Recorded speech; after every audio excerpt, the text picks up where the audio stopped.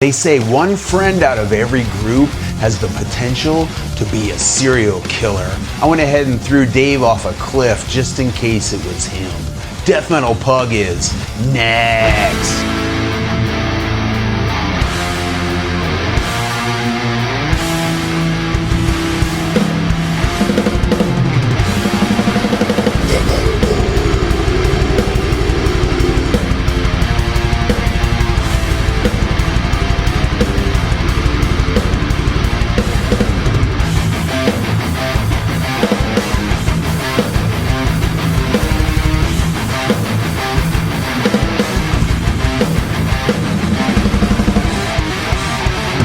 Welcome back to Death Metal Pug. I'm Pugtalica. I want to be a rock star when I grow up. The purpose of this is to have fun and talk about music. If for some reason we can help out your band, project, or business, please reach out to us at deathmetalpug@gmail.com. I'd like to thank James Hetfield for being on last week's episode. It's a special week. You don't have to hear from me this week so much. Today we have a guest on to discuss Between the Buried and Me's new album, The Blue Nowhere.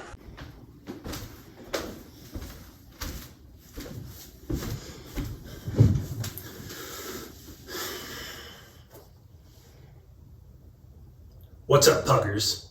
My name is Dr. Owl. And this Death Metal Pug Sunday supplement is brought to you by Heavy Metal Kitty. Just kidding, that's not a thing. But I am Death Metal Pug's younger, sexier brother and a self-proclaimed cat owner.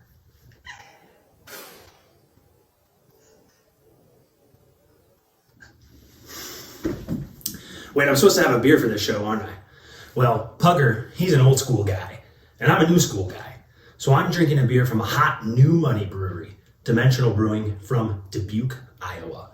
This beer is called Annie. It is their annual anniversary barrel-aged stout that's made with roasted pecans, coconut, and chocolate cake. This is a 14.4% banger that I probably shouldn't be starting my Saturday afternoon with, but what are you gonna do? Anyway, if Mr. Pugger is Oktoberfest and Aussie, I'm BA New Money Stouts and Between the Buried and Me, which is what I'm here to talk about today. As you hopefully know, Between the Buried and Me, the complex, progressive, death math metal band, just released their newest album, The Blue Nowhere. This is their first release in just over 4 years, following Colors 2, a generally acclaimed album, though like many say about movies, the sequel doesn't always live up to the OG. I can't leave it hanging like that. For the record, I love Colors too. The Blue Nowhere album is an interesting one. It's a little tame for BTBAM and a bit out there, yes, even for them. And this is coming from a guy that thinks Autonoma 2 is a masterpiece. Side note, I've been saying automata for years and only recently realized it's pronounced automata, like automatron or automaton. Anyway, when I heard the first 3 singles that came out from this album, I was a little worried. They're very tame, and the only one that really gets us back into the heavier side of BTBAM is Absent Thereafter. But if you've heard that song, that main bluesy guitar lick is dangerously close to country western. If you're a BTBAM OG and waiting for the likes of the Silent Circus and Alaska, prepare to be a bit disappointed. But if you're more of a Parallax 2, Automata EPs kind of bammer, you're in luck. Let's not forget that this album is released the same day as Lorna Shore's epic new album, I Feel the Ever Black Festering Within Me. So I hope The Blue Nowhere doesn't get lost in the shuffle behind a much more commercially successful band. Let us know in the comments if you'd like myself or the Pugger to talk about that new Lorna Shore album. Spoiler alert, it's awesome. Now, let's quickly break down the tracks. Like many of their albums, a lot of the tracks go right into each other without pause or warning. I recommend listening to the album straight through for best enjoyment. At least do it once, but inevitably, to each their own. Track 1 is Things We Tell Ourselves in the Dark. This was also the first single they released, and I have to say, even as a BTBAM superfan, this raised a skeptical eyebrow. I remember telling one of my metal group chats that this track would be polarizing. It's very jazzy, Get ready for a jazz combo-like jam session with a big bass solo. It has a lot of electronics and keyboards, and perhaps isn't as complex or intricate or creative as other stuff they've done in the past, but it's also not super heavy. One of my best friends and fellow BTBAM enthusiasts, Sean, played this for his wife, and she said, "That can't be the same band." Tommy himself said in an interview that after the single was released, some fans were kind of in an uproar, saying things like, "Is this whole album gonna be this way? Are they gonna be a funk band now?" etc. I must say, since it was the first release, it has grown on me over time. Of all the songs on the album, the hook of this track is the one that is left stuck in my head. Marigold! Track 2 is God Terror. Whoa, quite a change up. At first I was like, holy crap, this song could be a collaboration with the Postal Service. The band, not the US Postal Service. Tons of electronics, drum machine sounds, followed by an almost old school thrash riff, quiet whisper singing. It eventually devolves back into sort of old school thrash, almost punk-like actually, especially with the vocals, shifts into kind of early 2000s hardcore riffs. Then we finally get the classic BTBAM mix meter electronic weirdness. After multiple runs of the album, I'd say this is my least favorite track, but boy does a lot happen in a short amount of time. Track 3, Absent Thereafter, was the second single they released. As I mentioned earlier, this was the "oh phew, they're still doing heavy stuff" track, followed by "wait, is this country?" It unexpectedly punches you in the face with classic BTBAM heaviness and Tommy's unique brand of screaming, and then that lick. The lick acts as a bit of a through line throughout the song, but this song also delivers classic BTBAM, heavy, screaming, out of this world Pink Floyd-like multiplanar epicness, a brief bluesy bluegrass breakdown, and more. This is what true BTBAM fans signed up for, the heaviness with the diversity and the creativity, and this song delivers.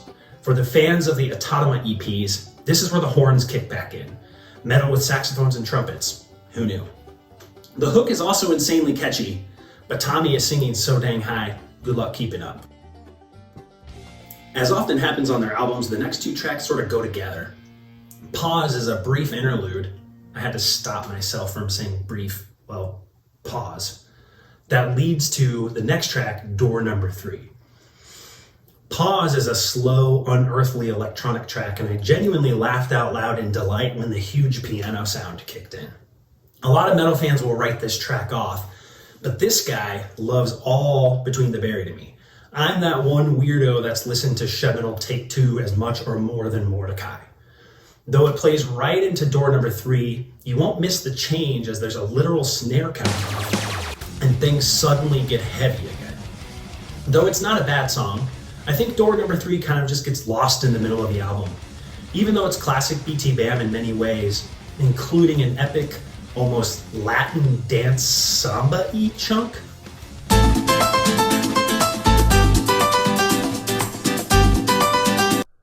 Were you ready for a big English horn solo? It's the oboe's big brother. Cause I know BTBAM inside and out, and even I didn't see that coming. The next two tracks, Miradoyle Uncoil and Psychomantium, also go together. Miradoyle is a super weird orchestral interlude that sadly, to my ear as a classical musician, sounds fake or electronic to me. It's a perfectly enjoyable track, but let's be honest, it's the one that you're gonna skip. Especially because the follow-up track, Psychomantium, very well may be the best track on the album.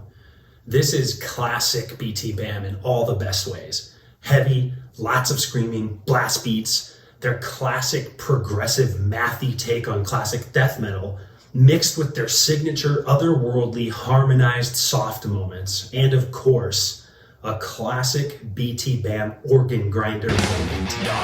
This track is over 11 minutes long, so I can't break down every aspect for you, but trust me, you're gonna like it. Next up is Slow Paranoia. This is my next favorite track after Psychomantium. This is another banger over 11 minutes, so buckle up, because this track slaps. It starts heavy and fast, but don't worry, that orchestra from Miradoyle reappears, and you're going to want to grab your partner and begin a quaint foxtrot before jumping back into deep, dark, almost black metal vibes, but with a xylophone, of course.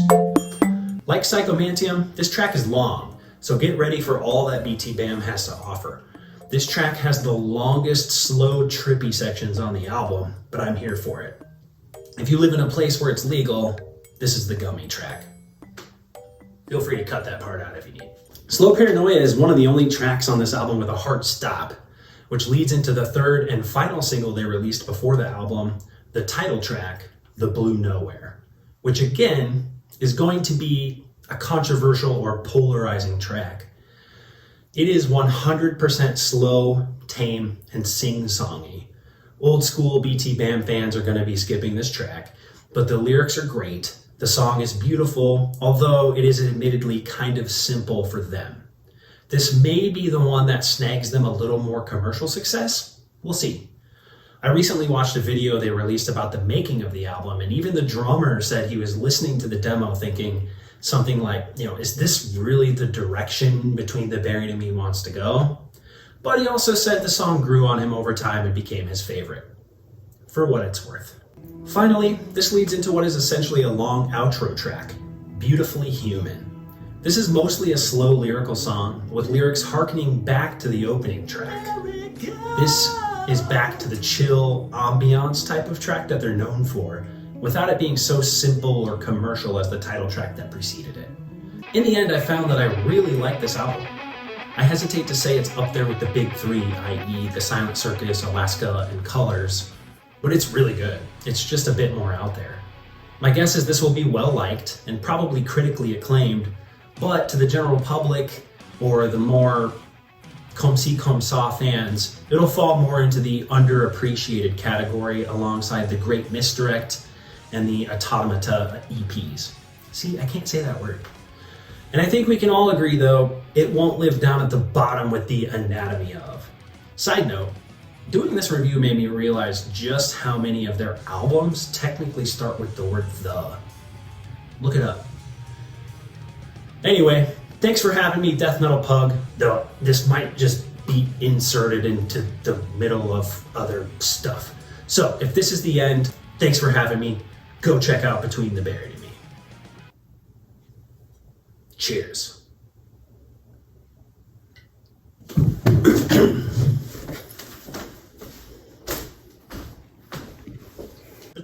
the buried and me. Between the buried and me. Between the buried and me. Between the buried and me. Thank you, Dr. Owl. That was a thing. I think I do it better, but there's some potential there, right, folks? Jeremy's shirt this week. Jeremy shirts. Jeremy shirts.